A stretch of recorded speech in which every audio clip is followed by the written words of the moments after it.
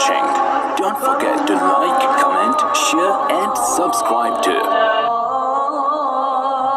بسم الله الرحمن الرحيم. اللهم صل على سيدنا ومولانا محمد وعلى آل محمد وأصحابه وبارك وسلم، والصلاة والسلام على أفضل المخلوقات وعلى آله وأصحابه ذوي المقامات والكرامات. ترغيب أصحاب النبي صلى الله عليه وسلم ورضي الله عنهم في الصلاة. قول أبي بكر وعمر رضي الله تعالى عنهما في الصلاة. عن أبي بكر رضي الله تعالى عنه قال: الصلاة أمان الله في الأرض كما في الكنز، أو كما قال عليه الصلاة والسلام. ترغيب أصحاب النبي صلى الله عليه وسلم ورضي عنهم في الصلاة.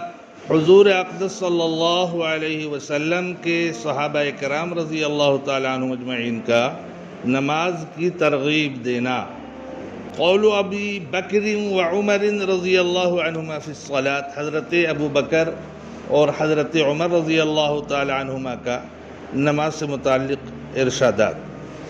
عن ابی بکر رضی اللہ تعالیٰ عنہ قال. حضرت ابو بکر رضی اللہ تعالیٰ عنہ فرماتے ہیں: الصلاة امان اللہ فی الارض. نماز پڑھنے سے انسان زمین پر اللہ کی حفظ و امان میں آ جاتا ہے.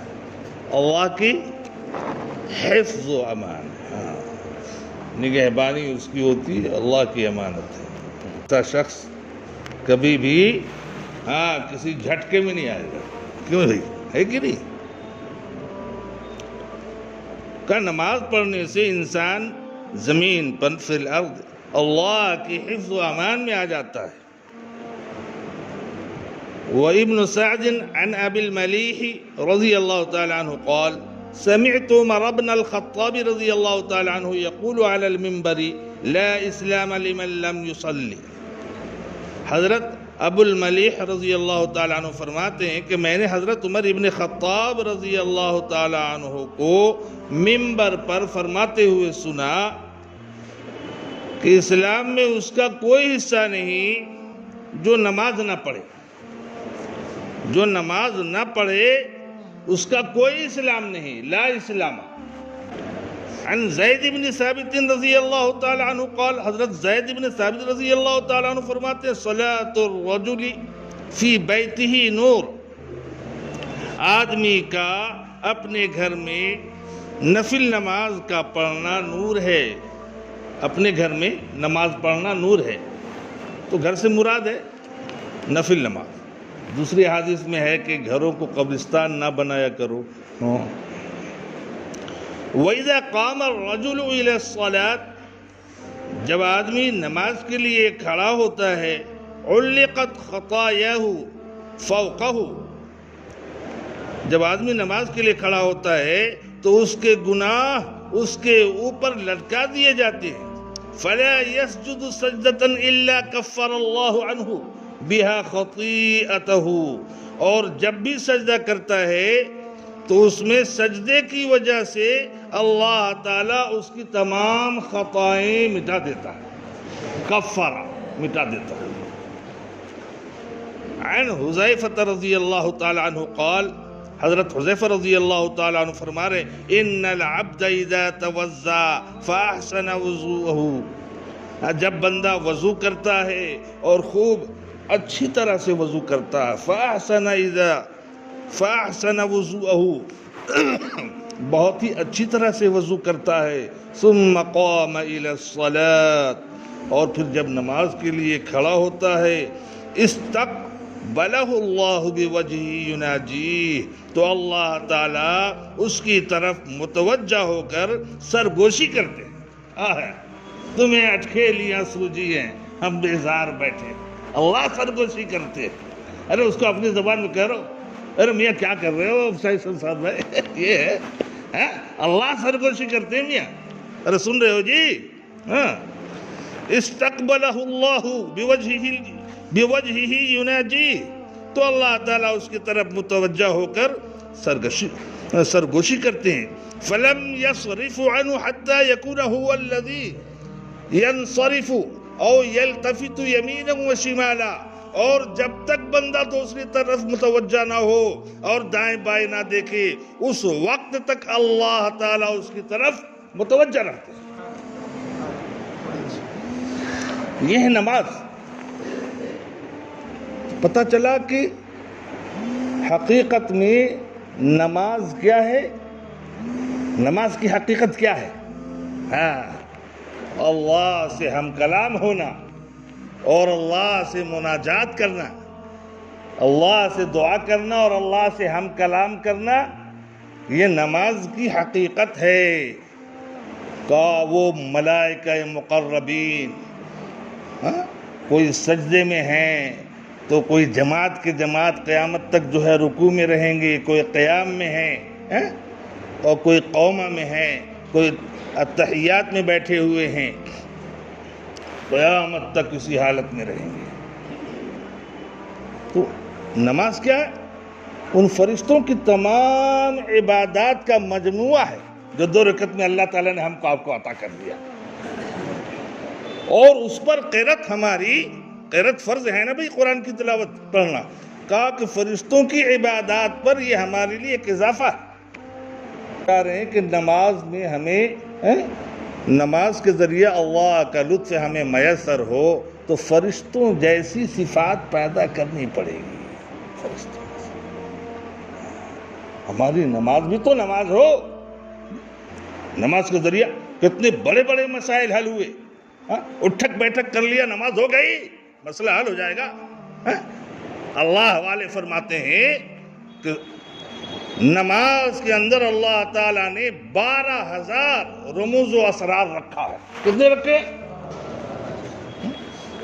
اور کہا ان تمام کے مجموعہ کو 12 چیزوں میں سمو دیا، ضم کر دیا، شامل کر دیا. سب سے پہلا کیا ہے؟ اللہ کے نبی فرماتے علم کہ علم سے تھوڑا سا عمل بھی جہل کی بہت ساری عبادتوں سے افضل ہے. اور اسی علم میں کس بات کا علم ہو؟ بزنس کتنا بڑھ رہا نہیں یار. اللہ کی پناہ آج ہماری نماز ہو رہی ہے، بزنس کی پوری جو ہے ناپ تول ہو رہا نماز کے اندر. بولا امام صاحب آپ کی 4تھی رکعت چھوٹ گئی ہے. بولا کیوں بھائی؟ تو کہہ رہا میری ایک دکان باقی رہ گئی تھی، اس کے حساب کتاب. انا للہ و انا الیہ راجعون. سب سے پہلے اس بات کا علم ہو کہ ہم جہاں نماز پڑھ رہے ہیں وہ جگہ پاک ہے یا نہیں. جگہ کا پاک ہونا بڑے اچھے سمجھاتے ہیں جماعت والے بیچارے اللہ والے. 1 2 جسم چھوتے ہیں، کپڑا چھوتے ہیں اور پھر بتاتے ہیں اس طرح سے اور یہ جس سے فرضیت کا اشارہ ہوتا ہے. ماشاء اللہ. میں بھی جماعتی میں سکھاؤں کا جگہ کا پاک ہونا اور بدن کا پاک ہونا. بدن کا پاک ہونا جس میں وضو بھی ضروری ہے.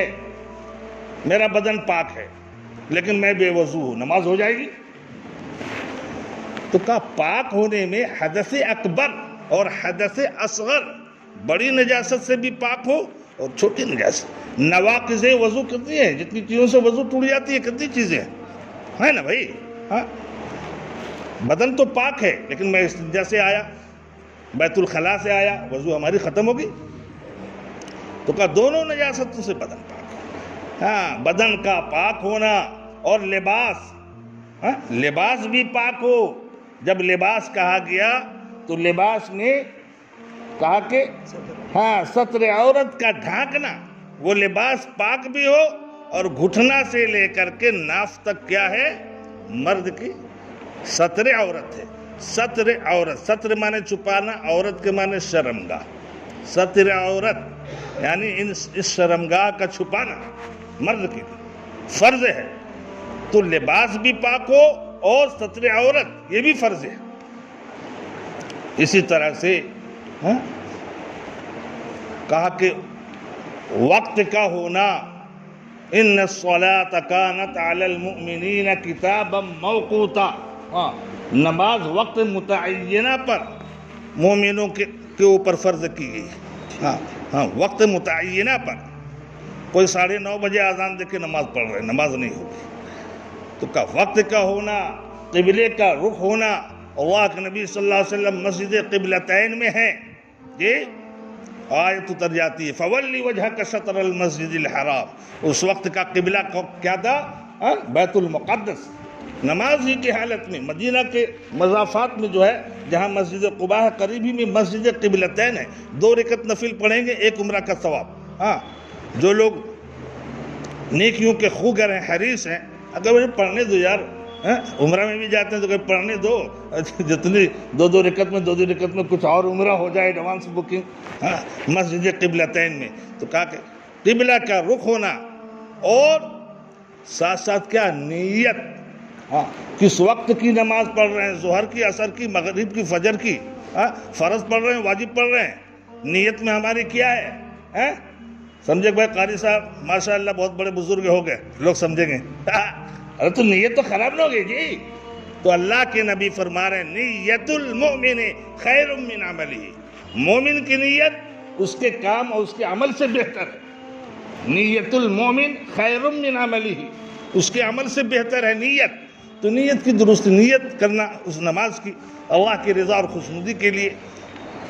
اسی طرح سے تکبیر تحریمہ، یہ فرض ہے۔ تکبیر تحریمہ کے بعد تمام چیزیں حرام ہو گئی تحریمہ۔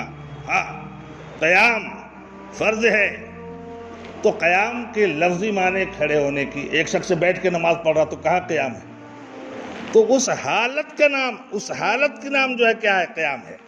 یعنی تکبیر تحریمہ سے رکوع کے درمیان جو حالت، چاہے بیٹھ کر پڑھے بندہ، چاہے کھڑے ہو کر پڑھے، چاہے لیٹ کر کے پڑھے، چاہے اشارے سے پڑھے، اس حالت کا نام کیا ہے؟ قیام ہے۔ تو قیام فرض ہے، رکوع فرض ہے، سجدہ فرض ہے، التحیات میں بیٹھنا فرض ہے۔ اس کی تشریح میں آپ جائیں گے تو پتہ چلا کہ قاعدہ اخیرہ میں بقدر تشہد کے بیٹھنا، یعنی جتنی دیر التحیات پڑھنے میں وقت لگتا ہے اتنی دیر کا بیٹھنا، اور تشریح میں جائیں گے تو کہا اپنے ارادے سے نماز کو پورا کرنا، اور تشریح میں جائیں گے تو کہا لفظ السلام دون علیکم، لفظ السلام دون علیکم، لفظ سلام تم پر واجب ہے نہ کہ علیکم، سلام سلام نماز پوری۔ تو یہ علماء کے لیے، آپ اس میں نہ جائیں۔ باہر کا تو کہا وہ تمام 12,000 چیزیں ان 12 چیزوں میں شامل ہے، ضم ہے۔ ہم اس کی رعایت کریں۔ خلاصہ یہ کہ نماز کے اندر تمام ارکان شریعت جو ہے سموئے ہوئے ہیں، تمام ارکان شریعت۔ بندہ جتنی دیر تک نماز پڑھ رہا ہوتا ہے گویا روزے کی حالت میں ہے، اور وہ نماز کی حالت میں زکوٰۃ بھی دے رہا ہے، اور حج بھی کر رہا ہے، اور جہاد بھی کر رہا ہے۔ بعض اہل اللہ تو فرما رہے ہیں کہ نماز کی حالت میں جو روزہ ہے رمضان المبارک کے روزے سے بڑے ہوئے روزے ہیں، کہ وہاں تو بندہ جو ہے چل رہا ہے، پھر رہا ہے، سو رہا ہے، دنیا کے دوسرے کام و کاج کر رہے ہیں، لیکن نماز کی حالت میں چل بھی نہیں سکتا۔ یہ نہیں کہ صرف کھا نہیں سکتا، چل بھی نہیں سکتا، سو بھی نہیں سکتا، یہ دوسرے کام بھی نہیں کر سکتا۔ تو گویا کہ اتنی دیر بندہ روزے کی حالت میں ہے، اور یہ اس روزے کی زیادہ اہمیت ہے۔ دیکھو ارکان شریعت داخل ہے یہ نہیں کہ بندہ زکوٰۃ بھی دے رہا ہے۔ زکوٰۃ میں کیا ہے کہ جب تم صاحب نصاب ہو جاؤ، 52.5 تولہ چاندی یا 7.5 تولہ سونا کے مالک ہو، اور سال گزر جائے تو 40واں حصہ جو ہے اللہ کے راستے میں دو، تاکہ حاجت مندوں کی حاجت پوری ہو۔ تو کہا کہ وہاں بندہ اگر حاجت دوسرے کی حاجت کو پوری کر رہا ہوتا ہے تو یہاں ایک بندہ جب دعا کرتا ہے اللہم اغفر لی ولوالدی ولمن توالد ولجمیع المؤمنین، تو تمام امت مسلمہ کو آسودہ کرتا ہے، تمام امت مسلمہ کو سیراب کرتا ہے۔ تو گویا نماز کی حالت میں روزے کے ساتھ زکوٰۃ ہے، اور حج کا لطف بھی یہاں موجود ہے۔ حج میں اگر احرام ہے اور احلال ہے، وہ حج زیادہ قیمتی ہے جس میں کلمہ پڑھا جائے اور تلبیہ پڑھا جائے۔ تو کہا یہاں بھی تکبیر تحریمہ ہے اور تحلیل ہے، اور کہا اس میں جہاد کا انداز بھی ہے۔ تو گویا امام جب جماعت کھڑی ہوتی تو امام ایک کمانڈر کی طرح ہوتا ہے، اور تمام لوگ جو ہیں گویا لشکر کے مثل ہیں، کہ امام کے حکم سے اور اس کے اشارے سے بیٹھنا اٹھنا، اس کے حکم کے بغیر، اس کی تکبیر کے بغیر بندہ اپنا سلام بھی نہیں پھیر سکتا. تو گویا محراب جس کو میدان جنگ بتایا گیا، نماز میں دیکھتے نہیں شیطان آ کر کے، کاروبار آ کر کے، دنیا آ کر کے، بیوی آ کر کے، بچے آ کر کے، سب کو جو ہے دھکیلتے ہوئے ایک اللہ سے رشتہ جوڑتے ہوئے بندہ کھڑا ہوتا ہے. تو کہا جہاد میں جب فتح و کامرانی نصیب ہوتی ہے تو مال غنیمت تقسیم کیا جاتا ہے، اور یہاں جب امام صاحب کہتے ہیں السلام علیکم ورحمۃ اللہ، تو سلامتی ہو، اللہ کی رحمتیں ہو پوری امت مسلمہ کو کیسی آتی ہے. تو میرے معظم دوستو، گویا نماز پڑھ رہا ہے اور زکوٰۃ بھی دے رہا ہے، اور وہ روزہ بھی رکھے ہوا ہے، اور وہ حج بھی کر رہا ہے، اور جہاد بھی کر رہا ہے. اللہ تعالیٰ ہماری نماز کو ایسی نماز بنا دے. اسی لیے اللہ کے نبی صلی اللہ علیہ وسلم نے فرمایا فی الصلاۃ قرۃ عینی، نماز میری آنکھوں، قرۃ عینی فی الصلاۃ، میری آنکھوں کی ٹھنڈک نماز میں، میری آنکھوں کی ٹھنڈک نماز میں. الصلاۃ معراج المؤمنین، نماز کیا ہے؟ مومنوں کے لیے معراج ہے، اللہ سے ملاقات کا ذریعہ ہے. اللہ تبارک و تعالی ہماری نماز کو ایسی نماز بنا دے جس سے ہم اللہ سے ہم کلام ہو سکیں اور ہماری تمام حاجتیں اور دعائیں قبول ہو. اللہ ہمیں آپ کو عمل کی توفیق عطا فرمائے.